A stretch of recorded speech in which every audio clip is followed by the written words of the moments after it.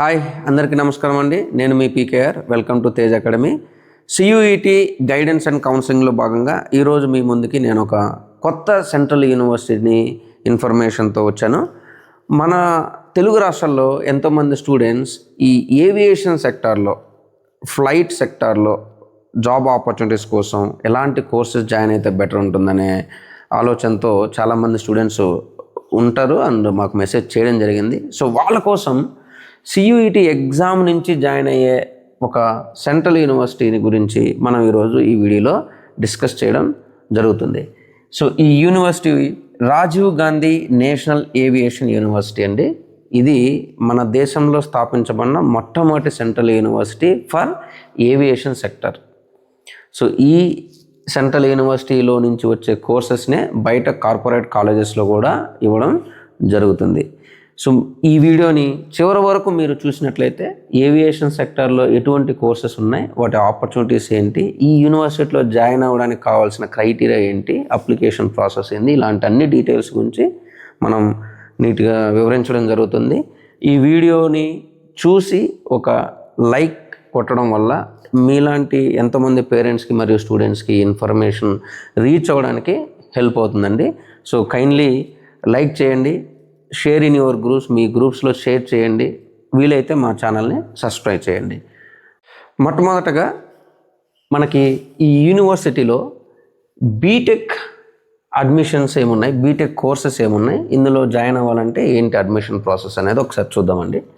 So BTech sector కింద ఈ university వాళ్ళు 3 రకాల కోర్సెస్ని అవైలబుల్లో ఉంచారు. ఒకటి BTech in aerospace engineering, BTech in electronics and communication engineering, BTech in artificial intelligence and data science. ఇవన్నీ కూడా బాగా ట్రెండింగ్లో ఉన్న ఇంజనీరింగ్ కోర్సెస్ అండి. బయట కార్పొరేట్ కాలేజెస్లో వీటి ఫీజు నార్మల్గా సెంట్రల్ యూనివర్సిటీ ఫీజు కన్నా 3 times ఎక్కువ ఉంది. బట్ ఇక్కడ మీరు చూస్తే టోటల్ సీట్స్ అన్నీ కూడా 60 ఉన్నాయి ఒక్కొక్క కేటగిరీకి. అందులో జనరల్కి వచ్చేసరికి 24, EWS 6, OBC and SC ST seat matrix కూడా క్లియర్గా ఇచ్చారు. ఇక్కడ ఎలిజిబిలిటీ క్రైటీరియా ఏముంది, ఎలిజిబిలిటీ క్రైటీరియా కనుక మీరు చూసినట్లయితే 10+2 ఇంటర్మీడియట్ పాస్ అయి ఉండాలండి. అది కూడా ఎంత 50% అగ్రిగేట్ మార్క్స్తో బోర్డులో physics, chemistry, mathematics and English ఈ 4 సబ్జెక్ట్స్ చదివి ఉండాలి. సో ఖచ్చితంగా అందరూ ఎంపీసీ స్టూడెంట్స్ ఈ కోర్స్కి ఎలిజిబుల్ అవుతారు. సెకండ్ వన్, ఏజ్ రిలాక్సేషన్ ఇచ్చారండి రిజర్వేషన్ క్యాండిడేట్స్కి. సో మార్క్స్ రిలాక్సేషన్ ఇచ్చారు 5%. ఏజ్ లిమిట్ వచ్చేసరికి 21 years as on July 31, 2026. Maximum 21 years లోపు, అంటే ఒక 2 years to 3 years long term students కూడా ఈ కోర్స్కి అప్లై చేయొచ్చు. అడ్మిషన్ ప్రాసెస్ ఎలా ఉంది, ఒకటి జేడబ్ల్యూ మెయిన్స్ స్కోర్ నుంచి త్రూ జోసా కౌన్సిలింగ్, ఇంకొకటి CUET UG score. CUET UG score నుంచి కూడా ఈ కోర్స్కి జాయిన్ అయ్యే అవకాశం ఉందండి. కానీ ఇందులో జేడబ్ల్యూ మెయిన్స్ మరియు సియూఈటీ యూజీ స్కోర్లో సియూఈటీ క్యాండిడేట్స్కి ఎక్కువ అడ్వాంటేజ్ ఉంది. అది ఎందుకో నేను మీకు కంప్లీట్ అడ్మిషన్ క్రైటీరియా చూపిస్తున్నాను. సో ఒక క్యాండిడేట్ని సెలెక్ట్ చేసేటప్పుడు వీళ్ళు 10th class మార్క్స్కి 15% వెయిటేజ్ ఇచ్చారండి. So 15% of the 10th class marks they are going to consider. అలానే 12th class మార్క్స్కి 15% వెయిటేజ్ ఇచ్చారండి. ఎవరైతే మన తెలుగు రాష్ట్రాల్లో ఇంటర్మీడియట్లో ఫిజిక్స్, కెమిస్ట్రీ, మ్యాథ్ ఇట్లా ఓవరాల్ స్కోర్ ఇంటర్మీడియట్ స్కోర్లో 95% ఉంటుంది, లేదా 98% ఉంటుంది, 90% అబోవ్ ఉంటుంది, వాళ్ళందరికీ కూడా ఈ 30%కి మ్యాక్సిమం స్కోర్ రావడం అనేది జరుగుతుంది. అది యూజువల్గా అదర్ స్టేట్ పీపుల్కి పాసిబుల్ కాదు. Written exam in JW main score, మీకు జేడబ్ల్యూ మెయిన్ స్కోర్లో మంచి స్కోర్ రాలేదు, నో ప్రాబ్లం, మీకు సియూఈటీలో మంచి స్కోర్ వచ్చింది. సో సియూఈటీకి 40% వెయిటేజ్ ఇచ్చారండి వీళ్ళు. సో ఫస్ట్ 30% అనేది 10th మరియు 12th class మార్క్స్ మీద నుంచి తీసుకున్నారు. నెక్స్ట్ 40% అనేది సియూఈటీ పర్సంటేజ్ తీసుకుంటున్నారు. సో టోటల్ 70% అయింది. తర్వాత గ్రూప్ డిస్కషన్ కామన్గా ఉంది, అందుకు 10% వెయిటేజ్ ఇస్తున్నారు. సో 70 + 10, సో 15 + 15 30 + 40 70 + 10 80% మార్క్స్ అయినాయి.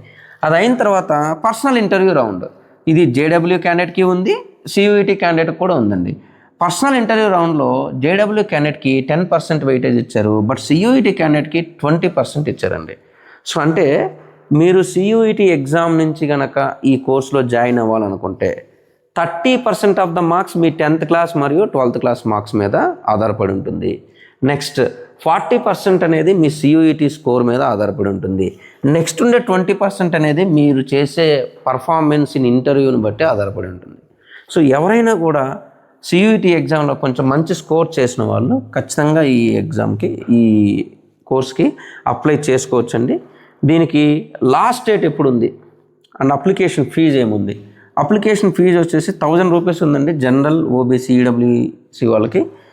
రిజర్వేషన్ మరియు ఉమెన్స్కి 500 రూపీస్ ఉందండి అప్లికేషన్ కాస్ట్.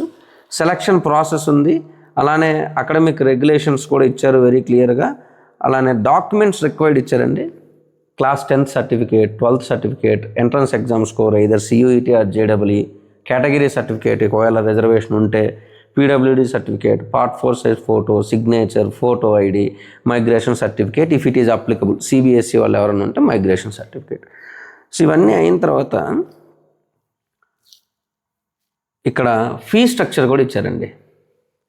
ఎంత ఫీజు ఉంటుంది? ఒక సెమిస్టర్కి బాయ్స్కి అయితే 1,83,500 అయిందండి. Both academic tuition fee plus hostel fee కలిపి 1,83,500 ఒక సెమిస్టర్కి. అలానే గర్ల్స్కి అయితే 1,75,000 అయిందండి ఒక సెమిస్టర్కి. సో 1 ఇయర్కి ఎంత అవుతుంది?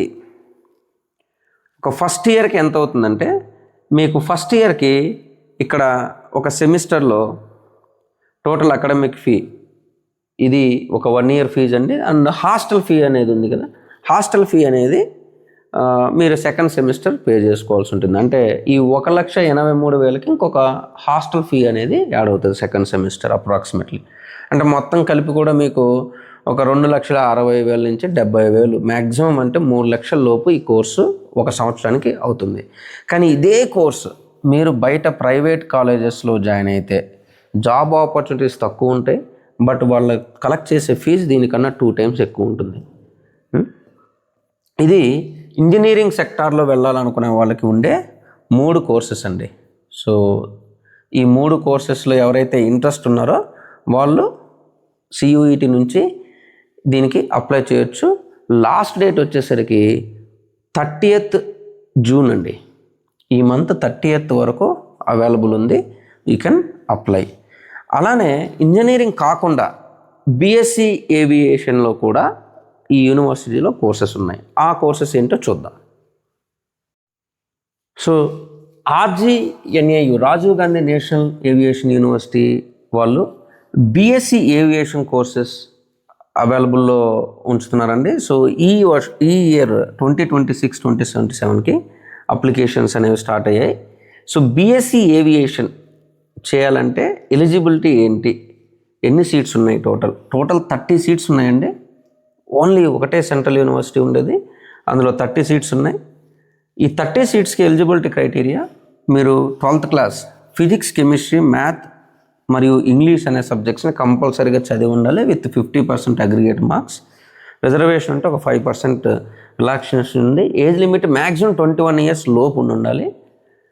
అడ్మిషన్ ప్రాసెస్ చూస్తే మీరు 10th class and 12th class రెండు కలిపి 30% స్కోర్ తీసుకుంటున్నారు.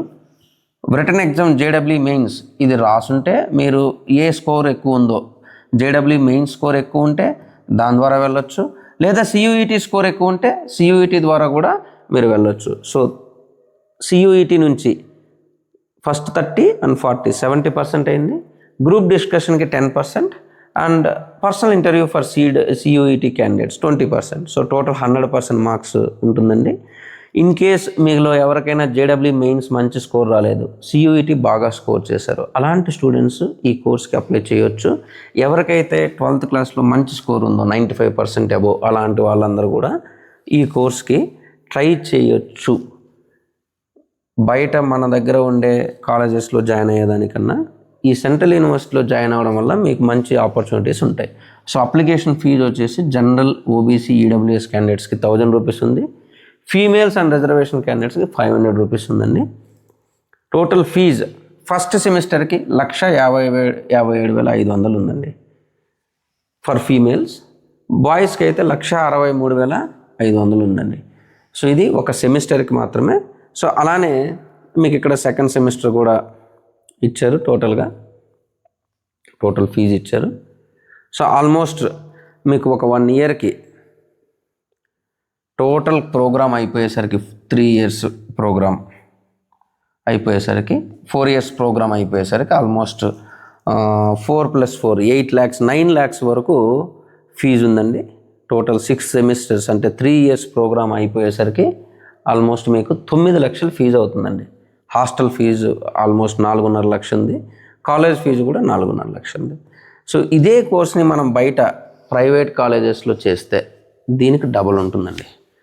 బట్ ఇక్కడ జాబ్ ఆపర్చునిటీస్ చాలా ఎక్కువ ఉంటాయి. లాస్ట్ డేట్ ఎప్పుడు ఉంది? అప్లికేషన్ వచ్చేసి May 11th స్టార్ట్ అయింది. లాస్ట్ డేట్ వచ్చేసి June 30th వరకు మీరు అప్లై చేయొచ్చు. సో ఎవరైనా మన తెలుగు రాష్ట్రాల్లో మంచి స్కోర్ వచ్చి CUETలో, ఇంటర్మీడియట్లో కూడా మంచి స్కోర్ ఉంది, 10th క్లాస్లో కూడా మంచి స్కోర్ ఉంది, రెగ్యులర్ కోర్సెస్ చేయడం ఇష్టం లేదు, ఏవియేషన్ వెళ్ళాలనే డ్రీమ్ ఉంది. సో అలాంటి వాళ్ళందరికీ కూడా this is the best opportunity. And మీ అందరికి తెలుసో లేదో, RGNAU Rajiv Gandhi national aviation university అనేది India's first central university dedicated for aviation and allied disciplines. So వీళ్ళు లాంచ్ చేసే కోర్సెస్నే బయట కార్పొరేట్ కాలేజెస్ అనేవి రన్ చేస్తున్నాయి. సో ఏవియేషన్లో these are the top most people. So if you are really dreaming about aviation sector, this will be the best place. ఈ video మీకు నచ్చినట్లయితే, ఈ ఇన్ఫర్మేషన్ నచ్చినట్లయితే దయచేసి ఒక లైక్ చేయండి, కుదిరితే మీ ఫ్రెండ్స్ గ్రూప్స్లో షేర్ చేయండి, ఇంకా కుదిరితే మా తేజ్ అకాడమీ ఛానల్ని సబ్స్క్రైబ్ చేయండి. Thank you, all the best.